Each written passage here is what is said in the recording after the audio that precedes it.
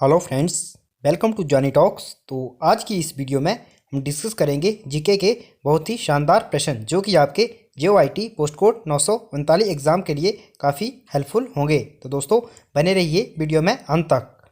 JOIT post code 939 से संबंधित दोस्तों हमारी ये 9th क्लास है। अगर इससे पहले की 8 क्लासेज आपने नहीं देखी हैं तो आप हमारे चैनल की प्लेलिस्ट में जाकर देख सकते हैं। वहाँ पर JOIT 939 नाम से प्लेलिस्ट बनी होगी और कंप्यूटर क्वेश्चन फॉर JOIT नाम से भी एक प्लेलिस्ट बनी होगी जिसमें हमने पोस्ट कोड 903 की तैयारी भी करवाई थी। तो आप उन वीडियो को देख सकते हैं। तो दोस्तों चलिए शुरू करते हैं पहले प्रश्न से।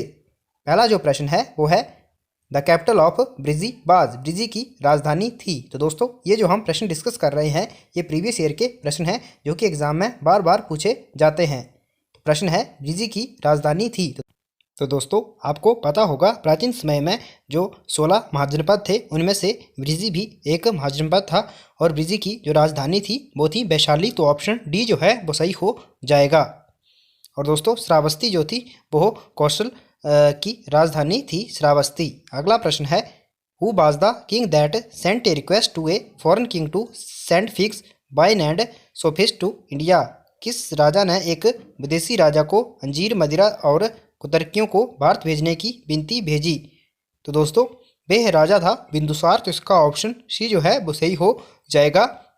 बिंदुसार ने एक विदेशी राजा को अंजीर मदिरा और कुतर्कियों को भारत भेजने की विनती भेजी थी। अगला प्रश्न है who is known as the South Indian Manu. किसे दक्षिण भारतीय मनु कहा जाता है। तो आपके ऑप्शन हैं अपस्तंभ, उद्दालक, राजशेखर और बागपति। तो दोस्तों दक्षिण भारत का जो मनु है वो कहा जाता है अपस्तंभ को। ऑप्शन ए सही हो जाएगा। और बात करें दोस्तों राजशेखर की तो जो गुर्जर प्रतिहार वंश के शासक थे कनौज के महिपाल उनका प्रमुख प्रसिद्ध कवि थे राजशेखर। पहली वीडियो में भी मैंने आपको बताया था इनके बारे में। अगला प्रश्न है the rule established by Mohammad Ghori lasted for nearly. Mohammad Ghori द्वारा स्थापित शासन कितने वर्ष तक रहा। तो दोस्तों जो मोहम्मद गोरी था इसने जो पृथ्वीराज चौहान थे तराइन के द्वितीय युद्ध में पृथ्वीराज चौहान को हरा दिया था। और दोस्तों 1192 ईस्वी में पृथ्वीराज चौहान को हरा दिया था। और दोस्तों तभी से भारत में मुस्लिम सत्ता स्थापित हो गई थी। और दोस्तों यह शासन लगभग 300 साल तक रहा था दिल्ली सल्तनत का जिसे हम शासन कहते हैं। तो ऑप्शन बी जो है वो सही हो जाएगा। और जो सुल्तान बना था दिल्ली सल्तनत का पहला 1206 ईस्वी में जिसने गुलाम वंश की स्थापना करी थी वो था कुतुबुद्दीन ऐबक। दोस्तों आपके लिए एक महत्वपूर्ण अपडेट है। अगर आप JOIT पोस्ट कोड 939 एग्ज़ाम की तैयारी कर रहे हैं तो परीक्षा ऐप जो है दोस्तों आपके लिए बेस्ट टेस्ट सीरीज़ लेके आया है। टेस्ट सीरीज़ में तो दोस्तों आपको 170 प्रश्न देखने को मिलेंगे जैसा कि एजिटेड एग्ज़ाम में आते हैं, लेकिन इसके साथ साथ आपको स्पेशल 5 कंप्यूटर टेस्ट भी मिल जाएंगे जिससे कि आपकी तैयारी काफ़ी अच्छी हो जाएगी। अगर आप इन टेस्ट सीरीज़ को परचेज करना चाहते हैं तो आप कूपन कोड JONY50 यूज़ कर सकते हैं जिससे आपको 50% का डायरेक्ट डिस्काउंट मिल जाएगा। और ये जो टेस्ट सीरीज़ हैं ये आपको बहुत ही कम कीमत पर अवेलेबल हो जाएंगी। तो जाइए डिस्क्रिप्शन में मैंने इसका लिंक दिया हुआ है, वहाँ से आप परीक्षा ऐप को डाउनलोड कर सकते हैं। तो चलिए चलते हैं अगले प्रश्न की ओर। अगला प्रश्न है Sher Shah is known as administrative reformer largely on account of his. Sher Shah को किस कारण से ज़्यादातर एक प्रशासनिक सुधारक के रूप में जाना जाता है। तो दोस्तों शेरशाह सूरी जो था उसको जाना जाता है एक प्रशासनिक सुधारक के रूप में भू राजस्व व्यवस्था के कारण। तो ऑप्शन सी जो है वो सही हो जाएगा। और बात करें दोस्तों अलाउद्दीन खिलजी की तो उसने बाजार नियंत्रण पद्धति जो थी वो अलाउद्दीन खिलजी ने शुरू करी थी। अगला प्रश्न है which year marked the beginning of British ascendancy in Bengal. किस वर्ष को बंगाल में ब्रिटिश आरोहण का प्रारंभ वर्ष माना जाता है। तो दोस्तों 1651 वर्ष को बंगाल में ब्रिटिश आरोहण का प्रारंभ वर्ष माना जाता है।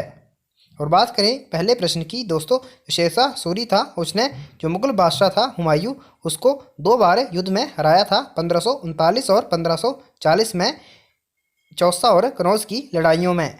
अगला प्रश्न है who attacked the Congress in a public speech and ridiculed it as representing a microscopic minority of the people. किसने आम भाषण में कांग्रेस पर प्रहार किया था और लोगों की अति सूक्ष्म अल्पता के रूप में दर्शाकर मजाक उड़ाया था।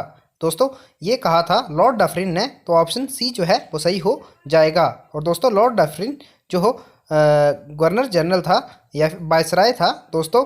इसी समय जो भारतीय राष्ट्रीय कांग्रेस थी उसकी स्थापना करी गई थी 1885 में, और यही और दूसरा जो इसका तीसरा अधिवेशन था 1887 में, इसमें इसने कांग्रेस की आलोचना करी थी और कांग्रेस को यह शब्द कहे थे। अगला प्रश्न है, which of the following is the main cause of major earthquakes? निम्नलिखित में से कौन सा भारी भूकंपों का मुख्य कारण है? तो आपको बताना है। आपके ऑप्शन है विवर्तनिक बल, ज्वालामुखियों का विस्फोट, उद्गार, खदानों की छतों का धंसना। तो दोस्तों वैसे तो जो भूकंप होते हैं वो टेक्टोनिक फोर्सेस और एक्सप्लोजिव इरप्शन ऑफ वोल्केनोज के कारण भी होता है, लेकिन जो मुख्य कारण है वो है दोस्तों ज्वालामुखियों का विस्फोटक उद्गार। तो इसका ऑप्शन बी जो है वो सही हो जाएगा। अगला प्रश्न है, an imaginary line joining places of equal temperature is called an? समान तापमान वाले स्थानों को जोड़ने वाली एक काल्पनिक जो रेखा होती है उसको क्या कहा जाता है? आपको बताना है। तो दोस्तों जो इक्वल टेम्परेचर होती है, समान तापमान को जोड़ने वाली जो काल्पनिक रेखा होती है उसको आइसोथर्म कहा जाता है। ऑप्शन बी सही हो जाएगा। और बात करें आइसोबार की, तो दोस्तों ये समान जो वायुदाब होता है उसको मिलाने वाली जो जहाँ पर समान वायु जो होती है उसको आइसोबार कहते हैं उस काल्पनिक रेखा को। और आइसोहेलाइन जो होती हैं जो समान लवण वाली रेखाएं होती हैं। अगला प्रश्न है, Caribbean current belongs to? Caribbean current संबंधित है?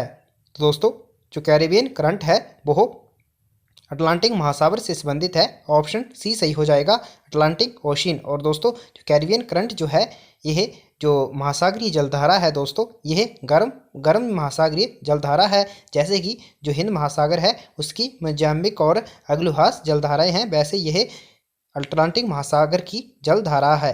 अगला प्रश्न है, which of the following is non polluting gas? आपको बताना है इनमें से कौन सी अप्रदूषणकारी गैस है, यानी कि जिनसे प्रदूषण नहीं फैलता है। तो दोस्तों कंप्रेस्ड नेचुरल गैस और लिक्विफाइड पेट्रोलियम गैस CNG और LPG जो हैं ये दोनों नॉन पोल्यूटिंग गैस हैं। तो इसका ऑप्शन सी सही हो जाएगा, ए तथा बी दोनों। अगला प्रश्न है, which Pacific people are well known for their good physique? कौन से पैसिफिक लोग अपने अच्छे शरीर गठन के कारण जाने जाते हैं? तो दोस्तों जो पोलिनेशियन लोग होते हैं वो अपने अच्छे शरीर गठन के कारण जाने जाते हैं। तो ऑप्शन ए सही हो जाएगा, पोलिनेशियंस। अगला प्रश्न है, fazendas of Brazil are example of? Brazil के फेजेंडा किसके उदाहरण हैं? तो दोस्तों जो ब्राज़ील के फेजेंडा मैदान है ये उदाहरण है बागान कृषि के। तो इसका ऑप्शन ए जो है वो सही हो जाएगा, प्लांटेशन एग्रीकल्चर। ऑप्शन ए जो है वो सही हो जाएगा। ब्राज़ील जो है दोस्तों यह दक्षिण अमेरिका महाद्वीप का सबसे बड़ा देश है। अगला प्रश्न है, which of the following hills run along the river Son in peninsular plateau region? निम्नलिखित में से कौन सी पहाड़ियाँ प्रायद्वीपीय पठार क्षेत्र में सोन नदी के अनुदिश फैली हुई हैं? तो दोस्तों जो राजमहल की पहाड़ियाँ जो हैं वो प्रायद्वीपीय पठार क्षेत्र में सोन नदी के अनुदिश फैली हुई हैं। तो ऑप्शन सी जो है वो सही हो जाएगा, राजमहल की पहाड़ियाँ। और दोस्तों आप कमेंट करके बताएं राजमहल की पहाड़ियाँ जो हैं वो कौन से राज्य में पड़ती हैं। अगला प्रश्न है, Bandi and Sukri are the important left bank tributaries of? Bandi और सुकड़ी डैश डैश के बाएं किनारे की महत्वपूर्ण सहायक नदियां हैं। तो दोस्तों बांडी और सुकड़ी जो है यह जो लूनी नदी है इसकी सहायक नदियां हैं बाएं किनारे की। तो ऑप्शन ए सही हो जाएगा। और दोस्तों जो लूनी नदी है यह गुजरात में बहती है और कच्छ के रण में विलुप्त हो जाती है। अगला प्रश्न है, Ankleshwar and Kalol oil fields are situated in? Ankleshwar और क्लोल जो तेल क्षेत्र हैं दोस्तों यह गुजरात राज्य में स्थित हैं। ऑप्शन डी सही हो जाएगा। और बात करें भारत की पहली ऑयल रिफाइनरी की, तो दोस्तों वो थी डिगबोई असम की। अगला प्रश्न है, jet fighters and trained aircrafts are manufactured at? Jet fighter और प्रशिक्षित एयरक्राफ्ट का निर्माण कहाँ पर होता है? तो ये होता है बेंगलुरु में। ऑप्शन ए जो है वो सही हो जाएगा। अगला प्रश्न है, who among the following propose the creation of A preamble before the drafting committee? निम्नलिखित में से किसने प्रारूप समिति के समक्ष आमुख के निर्माण प्रस्ताव को रखा था? तो ये रखा था जवाहरलाल नेहरू ने। ऑप्शन बी सही हो जाएगा, जवाहरलाल नेहरू ने ही उद्देश्य प्रस्ताव रखा था। और दोस्तों जो प्रारूप समिति थे इसके जो अध्यक्ष थे वो थे BR अम्बेडकर और 7 सदस्य थे। अगला प्रश्न है the archaeological survey of India is an attached office of the department ministry of. तो दोस्तों जो the archaeological survey of India है यह किस विभाग मंत्रालय के अंतर्गत एक संयुक्त कार्यालय है? तो यह है human resource development. Option D सही हो जाएगा, मानव संसाधन विकास। अगला जो प्रश्न है वो है the authorization for the withdrawal of funds from the consolidated fund of India must come from the. Bharat की समेकित निधि में से निधि आहरण की प्राधिकारिता अवश्य डैश डैश के पास से आनी चाहिए। तो दोस्तों भारत की जो समेकित निधि होती है, कंसोलिडेटेड फंड होता है, उससे जो पैसा निकालना होता है तो उससे दोस्तों भारतीय संसद की अनुमति लेना आवश्यक है। तो इसका ऑप्शन बी जो है वो सही हो जाएगा, भारतीय संसद। अगला प्रश्न है after the general election the pro tem speaker is. सामान्य चुनावों के पश्चात प्रोटेम स्पीकर हैं। दोस्तों जो प्रोटेम स्पीकर होता है वो लोकसभा का वरिष्ठ सदस्य बनता है। तो इसका ऑप्शन सी जो है वो सही हो जाएगा, the senior most member of the Lok Sabha जो होता है वो प्रोटेम स्पीकर का कार्य करता है। अगला प्रश्न है who among the following appoints the acting chief justice of India. निम्नलिखित में से कौन भारत के कार्यकारी मुख्य न्यायाधीश की नियुक्ति करता है? तो दोस्तों यहाँ पर पूछा है कार्यकारी मुख्य न्यायाधीश की जो नियुक्ति है वो करी जाती है भारत के राष्ट्रपति के द्वारा। तो इसका ऑप्शन बी जो है वो सही हो जाएगा। और सॉरी दोस्तों यहाँ पर पूछा है acting chief justice of India, तो भारत के मुख्य न्यायाधीश के परामर्श से राष्ट्रपति करते हैं। अगला प्रश्न है which of the following states has the largest number of seats reserve for the scheduled tribes in the Lok Sabha. निम्नलिखित में से किस राज्य की लोकसभा में अनुसूचित जनजातियों के लिए सर्वाधिक संख्या में सीट आरक्षित हैं? तो एसटी के लिए जो सबसे ज़्यादा सीट्स हैं वो है मध्य प्रदेश। ऑप्शन डी सही हो जाएगा, मध्य प्रदेश में। अगला प्रश्न है the rate at which RBI gives short term loan to commercial bank is called. RBI वाणिज्यिक बैंकों को अल्पावधि के लिए जिस दर पर ऋण देती है तो उसे कहते हैं रेपो रेट। तो इसका ऑप्शन ए जो है वो सही हो जाएगा। और दोस्तों अगर कमर्शियल बैंक RBI को देते हैं तो वो रिवर्स रेपो रेट कहलाती है। अगला प्रश्न है which is actively involved in drafting the union budget of India. Bharat के संघीय बजट के प्रारूप में कौन सक्रिय रूप से सम्मिलित है? तो दोस्तों जो भारत का संघीय बजट होता है उसके प्रारूप में सक्रिय रूप से सम्मिलित है मिनिस्ट्री ऑफ फाइनेंस यानी कि वित्त मंत्रालय। ऑप्शन सी सही हो जाएगा। और बात करें फाइनेंस कमीशन की, वित्त आयोग की, तो दोस्तों यह इसका जो वर्णन है वो अनुच्छेद 280 में आता है। और नीति आयोग जो है दोस्तों वो एक नॉन कॉन्स्टिट्यूशनल बॉडी है जो हो प्लानिंग कमीशन के स्थान पर लाया गया है। अगला प्रश्न है stand up India scheme is associated with.